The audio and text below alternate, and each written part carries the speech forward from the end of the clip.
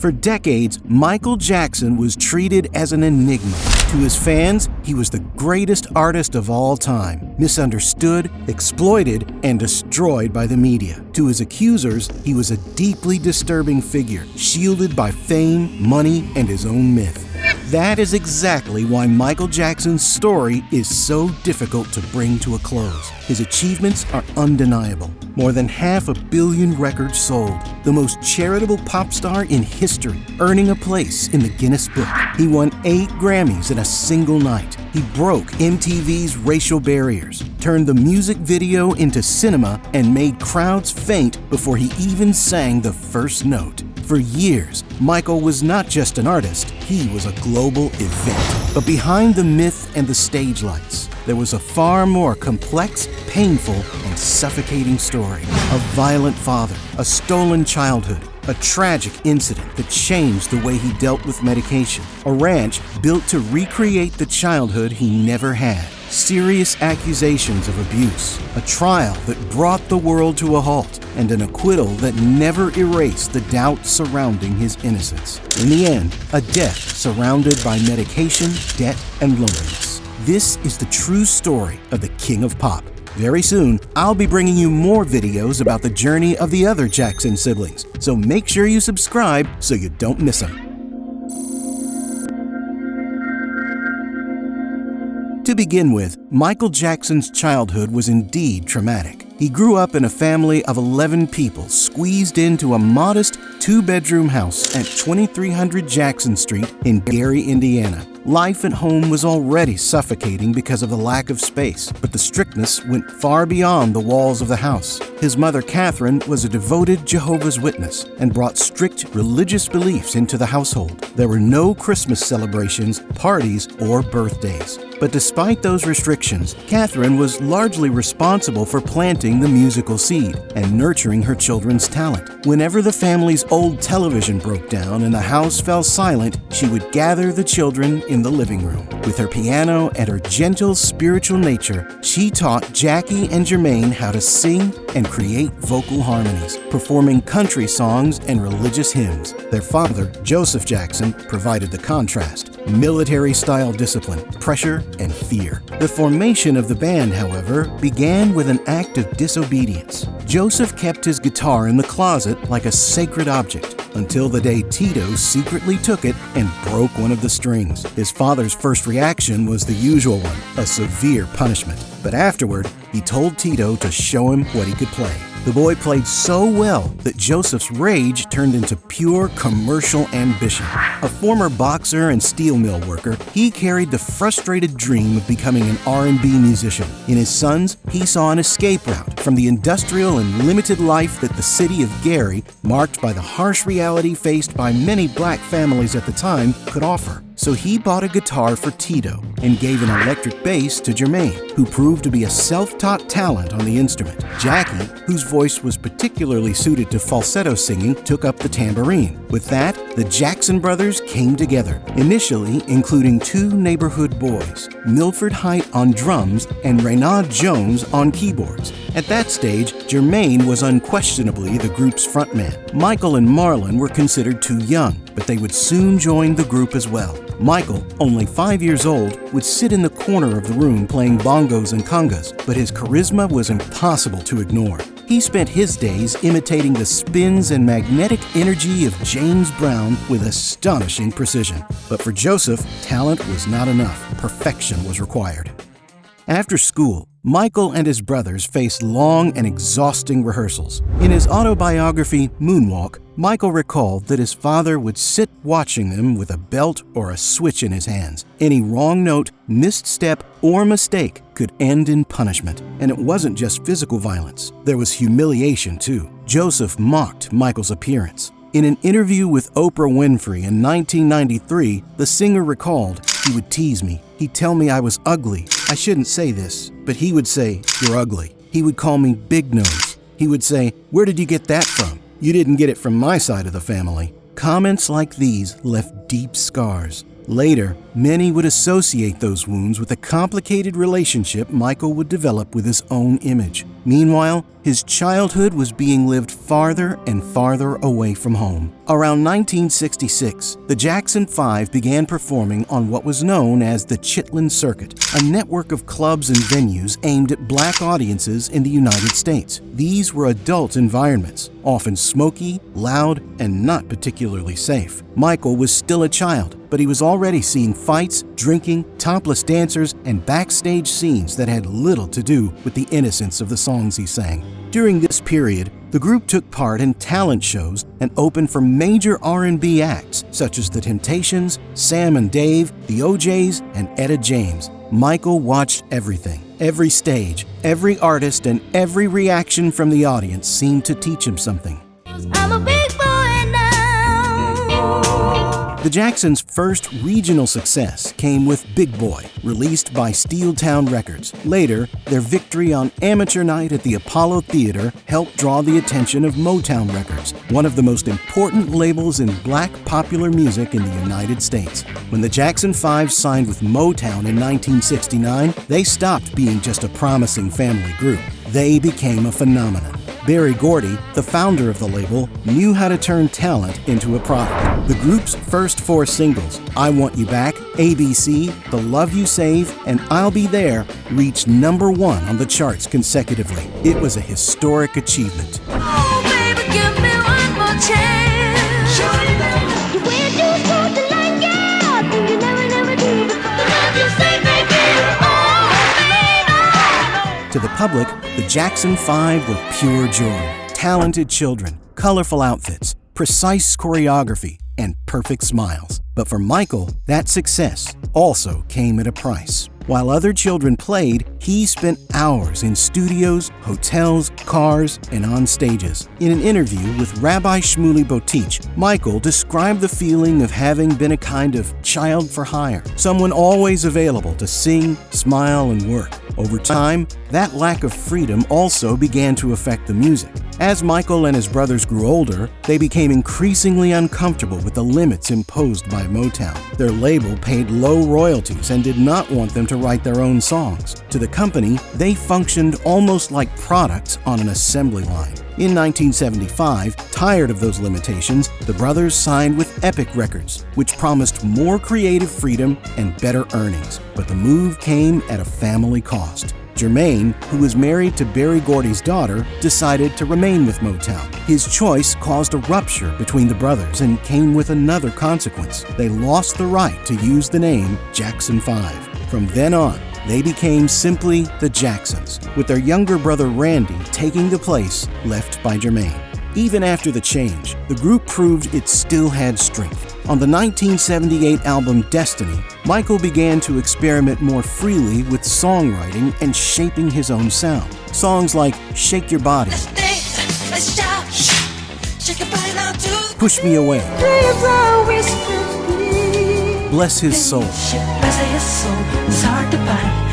Let the boogie bug me, somehow and Blame It on the Boogie revealed an artist coming into his own. But the decisive turning point would come away from the music stage.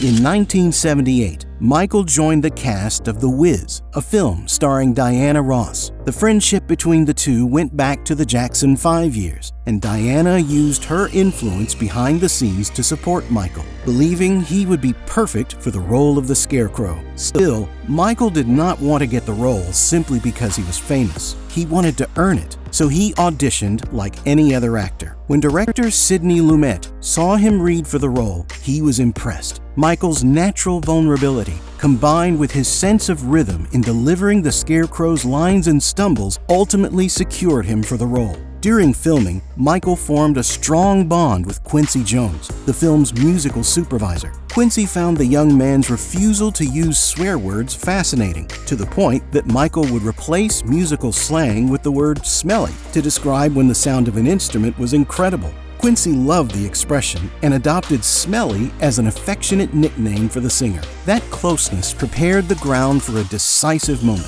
When Michael innocently asked whether Quincy could recommend a producer to help him with his new solo album, the answer came directly. "Smelly, I'd like to produce your album." And from that moment on, one of the most important partnerships in the history of pop music began. More than a brilliant producer, Quincy offered Michael something he had rarely received: creative freedom and respect. Together, they released Off the Wall in 1979. That was the moment when Michael Jackson began to definitively separate himself from the image of the child prodigy from Gary and prove to the world that he had become an adult artist. He was an artist ready to turn his scars into music, and that transformation would pave the way for one of the most powerful phrases in the history of pop music.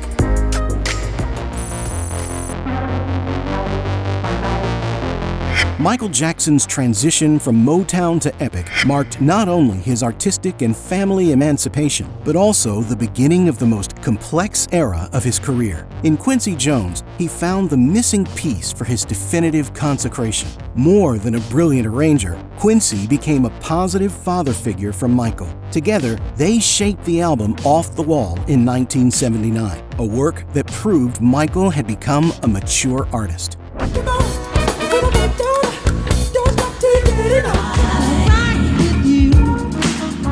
The record was a massive success, selling millions of copies, but the recognition did not come in the proportion he had hoped for. At the 1980 Grammy ceremony, the album received only the award for Best Male R&B Vocal Performance, losing the major honors. According to Rolling Stone, Michael was so stunned and hurt that his family thought he was losing his mind from crying so much. Feeling ignored by the industry, he made a promise to himself and to Quincy Jones his next album would be the greatest ever made. That frustration lit a fire that would change entertainment forever.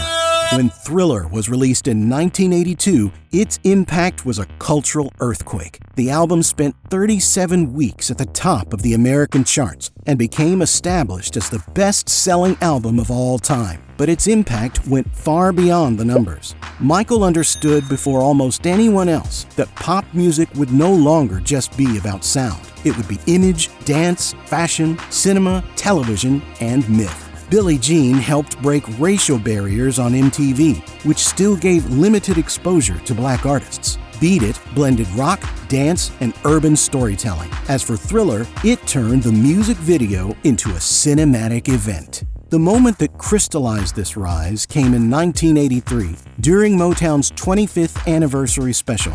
After performing with his brothers, Michael stood alone on the stage. He wore a black jacket, a glittering glove, and a hat. To the sound of Billie Jean, he slid backwards and introduced the moonwalk to the public. It is estimated that nearly 50 million Americans watched the performance on television. In just a few seconds, Michael created one of the most recognizable images in the history of pop culture. The following year, he broke another record. He won 8 Grammys in a single night. He also placed 7 songs from Thriller in the top 10 of the Billboard Hot 100. But Michael did not stop. When the album's sales began to slow down, Frankie DeLeo, Epic's head of promotion, suggested a third music video to keep the record alive. That song was Thriller. Fascinated by the effects in An American Werewolf in London, Michael called the film's director, John Landis, with an unusual request. He wanted to transform into a monster on screen. The idea was to shoot it on film, with heavy makeup like a real horror short. The label pushed back against the nearly $1 million project, seeing it as madness to spend that much on an album that had supposedly already reached its peak. Michael was so obsessed that he was willing to pay for everything out of his own pocket. But in a masterstroke, his team got around the label. They created a behind-the-scenes documentary and sold the broadcast rights to the making of to MTV and Showtime. The pre-sales financed the entire video, without Michael having to spend his fortune. The result was a 14-minute production featuring monsters, zombies, unforgettable choreography, and an iconic red leather jacket, custom designed so that Michael would stand out amid the fog and dark scenes. More than promoting a song, thriller changed the language of entertainment forever. But what few people know is that this masterpiece was almost destroyed before it ever reached the public. Michael was still an active member of the Jehovah's Witnesses, so devoted that he would even preach door to door, wearing a hat and fake mustache so he would not be recognized. However, the leaders of the congregation considered the video unacceptable because of its references to zombies and the occult, threatening him with excommunication. Panicked by the idea of being separated from his own family by the church, Michael ordered the film negatives to be destroyed, but his team simply hid the materials until the situation calmed down. Torn between his faith and his pride in the video he loved, Michael isolated himself in his Encino mansion and stopped eating for days. He was found by John Landis lying on the floor, murmuring that he felt terribly ill. The production could only be saved and released once Michael had recovered, when the team finally revealed that the tapes were safe and negotiated an agreement with the religious leaders. The solution was to include the famous disclaimer at the beginning of the video, stating categorically that the film in no way endorsed belief in the occult. It was a contradiction that would follow Michael throughout his life. He wanted to create increasingly grand images, but he remained trapped by guilt, fear, and deeply rooted moral codes. Before we continue, consider becoming a member of Suggest. As a member, you get access to exclusive perks, help the channel produce more documentaries, invest even more in quality, and bring member-only projects to life. And all of that for a very affordable price. Support Suggest and be part of this next chapter of the channel. Jackson was rushed to the hospital last night after a bizarre accident set his hair on fire while he was filming a television commercial. While Michael's career was touching the sky, a tragedy opened the door to a kind of suffering that would follow him for the rest of his life. In 1984, during the filming of a Pepsi commercial, a pyrotechnic malfunction set part of Michael's scalp on fire. For a few seconds, he kept dancing, unaware of how serious the incident was, until the crew rushed to help him. To the public, it was a frightening scene, but away from the cameras, that episode opened a much more difficult chapter. At the time, few people knew it, but Michael also suffered from discoid lupus erythematosus, an autoimmune disease that primarily affects the skin. Because of this condition, his recovery from second and third degree burns was more complicated, requiring painful procedures, including the implantation of tissue expanders beneath his scalp to try to repair the affected area. The burns, the surgeries, and the symptoms of lupus forced Michael to rely on powerful painkillers to endure the treatment and continue working.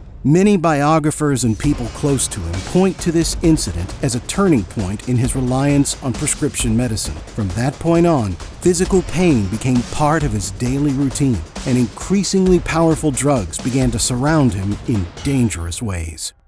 That event also brought an old wound to the surface, his struggle with his own appearance. Over the years, Michael went through visible changes in his face. His nose became thinner, his features changed, his skin grew lighter. The press turned those changes into a spectacle. For a long time, tabloids claimed that he wanted to become white. The accusation was cruel and forced a far more complex story. Michael had vitiligo, an autoimmune disease that causes loss of skin pigmentation. He spoke about it publicly for the first time in his 1993 interview with Oprah Winfrey, and the condition was later confirmed in his autopsy. The more his appearance changed, the more he seemed to withdraw from the real world. Unable to walk down the street without drawing a crowd, Michael decided to build a universe of his own. In 1988, he bought a large property in California and transformed it into Neverland Ranch, inspired by Peter Pan's Neverland. There was an amusement park, a movie theater, a zoo, trains, and areas designed for children. To the public, Neverland seemed like an extravagant fantasy. To Michael, it was an attempt to recreate the childhood he never had. He said he wanted to offer other children what had been denied to him: play, fantasy, freedom, and a sense of belonging. But Neverland also revealed a void. In conversations with Shumli Botich, Michael described his extreme shyness and his difficulty relating to everyday people. Accounts and images released years later showed childlike mannequins scattered throughout rooms of the mansion. The image was strange, almost sad. To Michael, those figures seemed to represent silent company, without judgment, without pressure, without self-interest. Unfortunately, the press began to look less and less at his music and more at his behavior. In the early 1980s, Michael adopted the chimpanzee Bubbles and treated him almost like a son. After the Pepsi commercial incident, he bought a hyperbaric chamber and donated it to the burn center that had treated him. But a photo of him lying inside the chamber eventually leaked to the press. The idea, attributed to manager Frank DeLeo, was to create an aura of mystery around Michael and help promote the film Captain EO, but the strategy spun out of control. The tabloids began saying that Michael wanted to live to be 150 years old, and even gave him the name Wacko Jacko. Michael hated that name. In interviews, he repeatedly said that he had feelings and that being turned into a global joke hurt him deeply. The media tried to turn him into a caricature, but on stage and in the studio, he was still in control. Even amid the media circus, artistically, he remained untouchable. In 1987, he released Bad, an album burdened with the pressure of following Thriller. No one could repeat that phenomenon, not even Michael. But Bad made history. It became the first album to place 5 singles at #1 on the Billboard Hot 100. Smooth Criminal, The Way You Make Me Feel, Man in the Mirror, Dirty Diana, Bad, and I Just Can't Stop Loving You proved that Michael was still at his peak. And then 4 years passed before his next studio release. In 1991, while the grunge movement was dominating the charts, Michael took a risk and released Dangerous. It was an extremely eclectic project, and his first album without Quincy Jones as producer. Even the greatest partnerships in history have an expiration date. With the colossal success of Thriller and Bad, the dynamic between the master and the prodigy changed. The media often credited Quincy as the architect of the sound, while Michael wanted to prove to the world that the genius behind it all was himself. Tired of sharing the spotlight and searching for a more aggressive, urban sound for the 1990s, he made the ruthless decision to end the partnership, proving that he no longer needed any father to rule his empire. Dangerous brilliantly blended genres such as hip-hop, gospel, classic music, and rock. Among its 14 tracks, songs like Jam, Remember the Time,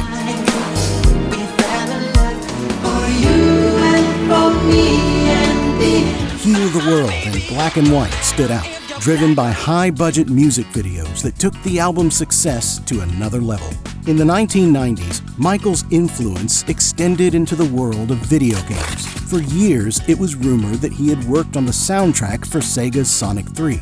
According to people involved in the project, Michael recorded ideas and took part in the process, but ultimately received no official credit. One common explanation is that he became frustrated with the limited technology of the Genesis console, which could not reproduce the sound quality his perfectionism demanded. Even in unexpected areas, he wanted to be on the cultural frontier, but from 1993 onward, no artistic innovation would be enough to protect him.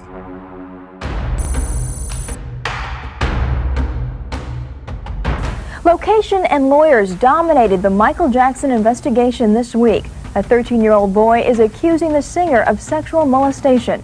In 1993, Michael Jackson faced the first public accusations of child sexual abuse. It all began in 1992, after Michael's car broke down in Los Angeles, and he ended up at a car rental agency operated by David Schwartz. David was married to June Chandler Schwartz, the mother of Jordan Chandler, a 13-year-old boy who was a fan of Michael. When he realized who was there, David called June to the rental agency, and she brought her son to meet the singer. From that seemingly casual encounter, Michael grew close to the Chandler family, a relationship that, before long, evolved from visits to Neverland into luxury trips to places such as Morocco and Paris. According to the Chandler family, Michael and the teenager even shared the same bedroom on some occasions. But problems began in May 1993, when the tabloid National Enquirer published a story referring to the Chandlers as Michael Jackson's secret family. Jordan's biological father, dentist Evan Chandler, was already going through a difficult divorce and began to feel that his parental authority was being replaced by the singer's presence. From that point on, the situation escalated into a behind-the-scenes war. Evan began threatening to destroy Michael in telephone conversations that were secretly recorded and later handed over to the singer's attorneys. Initially, Jordan himself, when interviewed by a private investigator hired by the defense, denied having suffered any kind of abuse. But amid a legal custody battle over his son, Evan claimed that Jordan had confessed to being abused. Shortly afterward, before taking the matter to the police, Evan and his attorney demanded $20 million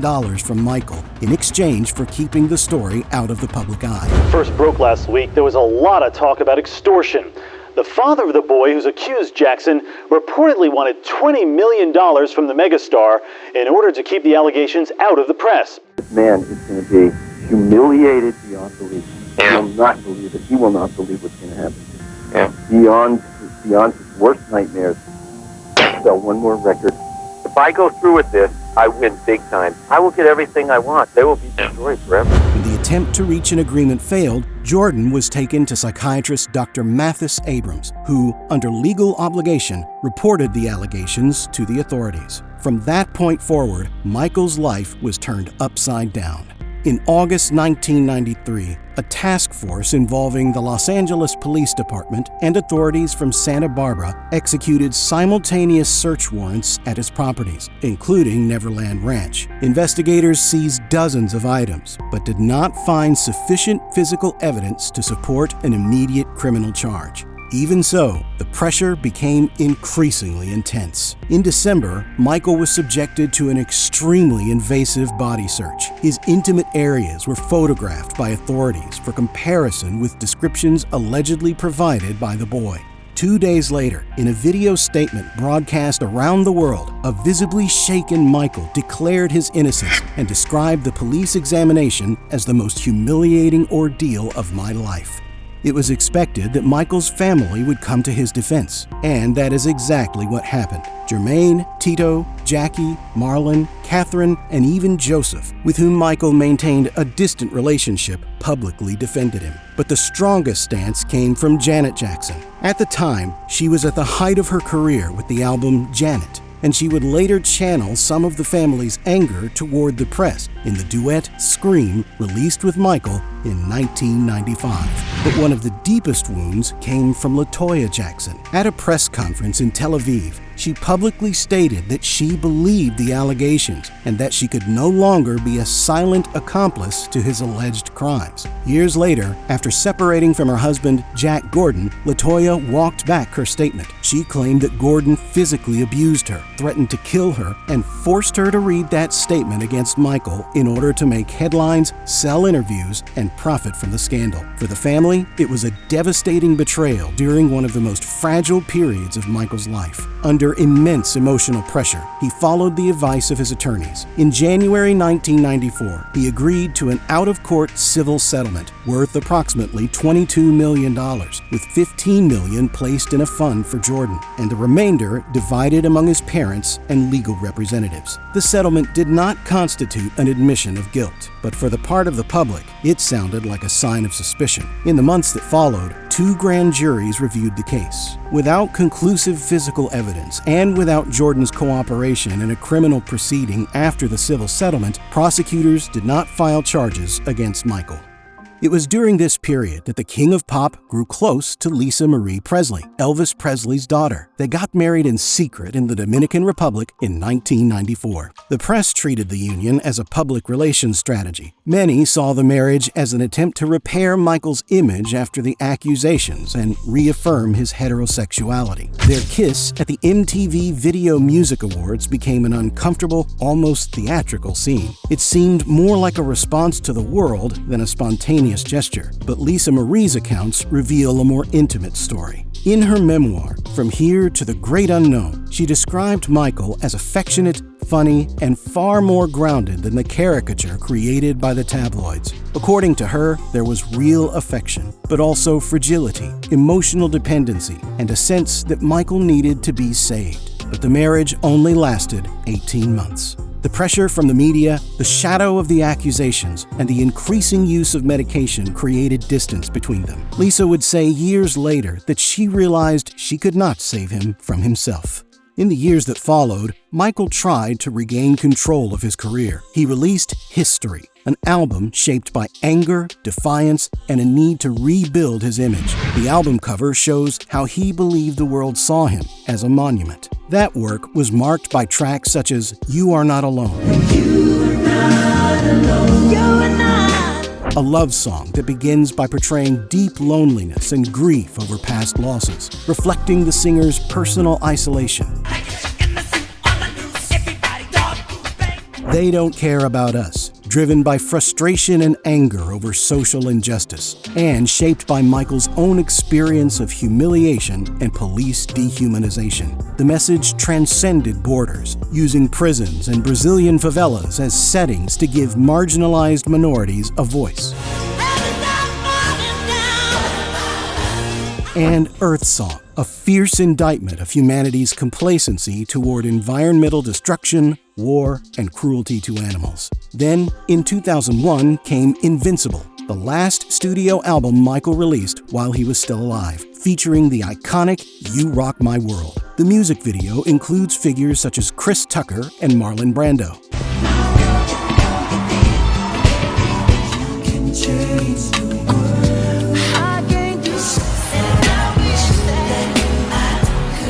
Despite its initial success, Michael was disappointed with the reception and accused Sony of failing to promote the record properly. In public protests, he criticized Tommy Mottola, then president of the label, calling him a racist and accusing him of sabotaging black artists. The war with the industry revealed a Michael who was growing increasingly distrustful, surrounded by disputes, advisors, lawyers, and competing interests. But his greatest crisis was still to come.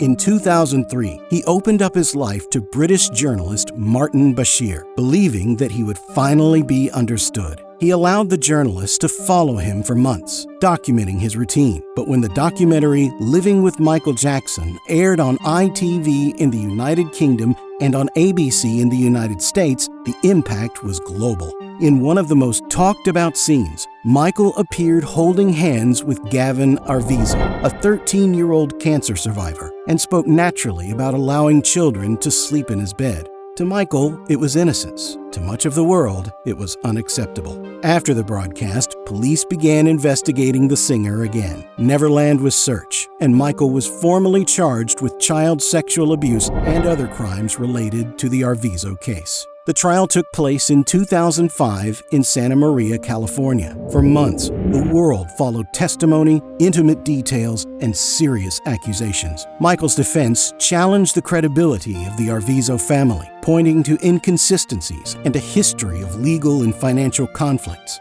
On June 13, 2005, after months of trial, Michael Jackson was found not guilty of all criminal charges brought against him, including child sexual abuse, conspiracy, and charges related to providing alcohol to minors. But Neverland, which he had built as a refuge, came to represent invasion, suspicion, and trauma. He closed its gates and never returned to the life he once had there. The aftermath of the trial revealed another kind of collapse, a financial one. Despite being one of the most successful artists in history, Michael had accumulated debts estimated in the hundreds of millions of dollars. Legal settlements, attorney's fees, loans, personal expenses, and the cost of maintaining a lavish lifestyle had eaten away at his fortune. For years, he stayed away from the stage. He released no new studio albums, did not go on tour, and rarely appeared in public, often wearing masks, veils, or clothes that only deepened the mystery surrounding his image. In 2009, pressured by debt and by the need to secure his children's future, Michael announced This Is It, a series of concerts at the O2 Arena in London. Initially, there were supposed to be only 10 shows, but demand was so enormous that the project expanded to 50 performances. To the public, it was the return of the King of Pop. Behind the scenes, however, that comeback carried signs of tragedy. Michael rehearsed while exhausted, suffering from chronic insomnia and relying heavily on medication to sleep. And that fragility stood in painful contrast to another essential part of his story, his almost obsessive desire to save, comfort, and heal others.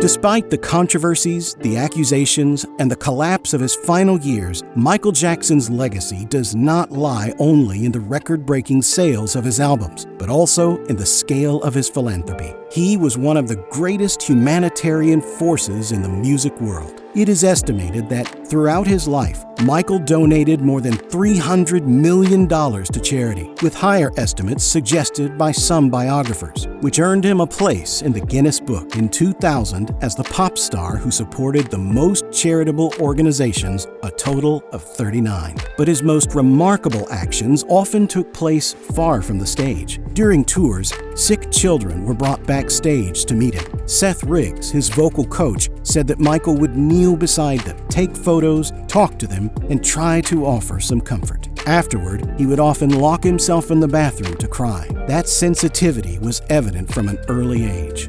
In 1981, after a series of murders of black children in Atlanta, Michael and his brothers participated in a benefit concert to raise funds for the victims' families. In 1984, after the Pepsi incident, he donated the $1.5 million settlement to the hospital that treated his burns. In 1985, he co-wrote We Are the World alongside Lionel Richie. The song brought together major names in the industry and raised millions to fight famine in Africa. Michael also played an important role in bringing visibility to Ryan White, a teenage hemophiliac who contracted HIV through a blood transfusion and became a symbol in the fight against AIDS-related prejudice. He grew close to Ryan, supported his family, and later honored him with the song Gone Too Soon. In Budapest, Michael met Bela Farkas, a boy who needed a liver transplant. His foundation helped fund the treatment. Tiffany Rowe, a teenager suffering from total bone marrow failure, asked to meet him. Michael not only welcomed her, but brought her on stage during a concert, giving her a boost of confidence that she would credit years later as an important part of her survival and recovery. Through the Make-A-Wish Foundation, he arranged meetings, visits, and acts of kindness that left a lasting mark on seriously ill children. Some of those stories have endured for decades. The irony is that the man who tried to heal the world seemed unable to take care of himself. In his final years, his body showed clear signs of decline. People close to him reported eating difficulties, weakness, and a growing reliance on medication. During the preparations for This Is It, there were reports that someone had to be assigned to remind him to eat. Lou Ferrigno, who trained him for the shows, said that Michael often ate only one meal a day. But after his death, the autopsy recorded that he weighed about 137 pounds, a healthy weight for his height of 5'9". However, it was discovered that he suffered from chronic lung inflammation. Before his passing, loneliness seemed to have returned to the center of his life. Details released from his mansion show a 50-year-old man still attached to objects, habits, and symbols of a childhood he had never been able to leave behind. In his final years, reports also suggest that he was searching for a more personal spirituality, less bound by the religious fear that had marked part of his youth. That search became especially visible in how he came to see Joseph. Want me to go next, God? What do I do from here? So I'm very spiritual in that way. I always have been, though. That's what God gave us talent for, to give and to help people and to give back, and caring and reading the Bible, learning about God, Jesus, love. Jesus said, bring on the children, imitate children, be like little children, and to take care of others, take care of old people. And we were raised with those values. His father, who had disciplined him with violence, remained a difficult presence. But according to biographer J. Randy Taraborelli, fatherhood changed something in Michael. By becoming a father, Michael realized that he would do anything to protect Prince, Paris, and BG, and he began to see Joseph in a more complex way. That did not erase the abuse, but Michael seems to have understood that. Even in a harsh and flawed way, Joseph believed he was trying to get his children out of Gary and give them a chance to survive. Michael said he forgave his father. More importantly, he decided not to repeat the cycle. He said he would never raise a hand against his children and that he wanted to give them the unconditional love he had not received. But forgiveness does not heal everything. Michael's insomnia worsened during rehearsals for This Is It. To sleep, he began taking propofol, a powerful surgical anesthetic that should not be used as a regular sleep aid, much less outside a hospital setting. He called the drug milk. Multiple media outlets are now reporting that pop singer Michael Jackson has died. Jackson was not breathing when paramedics arrived at his home after a 911 call. On the morning of June 25th, 2009, Michael Jackson died in Los Angeles from acute intoxication caused by propofol and other sedatives. The news stopped the world. Conrad Murray, his personal physician, was later convicted of involuntary manslaughter. But for many people, Michael's death seemed bigger than a medical error, and it did not put an end to the controversies. During his lifetime, Michael was defended by several people who had known him when they were children. Wade Robinson, for example, testified in his favor during the 2005 trial, while James Safechuck had defended him before investigators in the 1990s. Years after the singer's death, however, both drastically changed their accounts and claimed they had been abused. The new accusations gained worldwide attention when they became the focus of the documentary Leaving Neverland, released in 2019. In 2026, new accusations involving members of the Cascio family reignited the debate. They, who had long been close to Michael and publicly defended him, went on to accuse him of abuse. Recently, the release of thousands of court and police documents linked to billionaire Jeffrey Epstein brought the king of pop back into the center of another controversy. In some of those files, Michael appears in photographs alongside Epstein. That was enough for the internet to turn a photograph into an accusation. Shortly afterward, a false story went viral, claiming that Macaulay Culkin had said Michael Jackson stopped him from going to Epstein's Island, but that statement never existed. The story of the King of Pop does not offer a simple ending. He united races, continents, and generations through his art. He turned pain into music, trauma into spectacle, and loneliness into fantasy. But behind the myth, perhaps he remained the same frightened boy from Gary. In the final images of his room, amid the chaos of his death, there were still toys and reminders of a childhood he never had. A genius who conquered the planet but spent his entire life trying to recover what had been stolen from it, searching for a way to build for himself a safe place where he could live in peace. And if you enjoyed today's video, don't forget to leave a like and subscribe. If you'd like to add anything to this story, leave it in the comments. Very soon, I'll be bringing you videos about the lives of other members of the Jackson family. Thank you so much for watching until the end, and I'll be back soon with another great story from the world of music.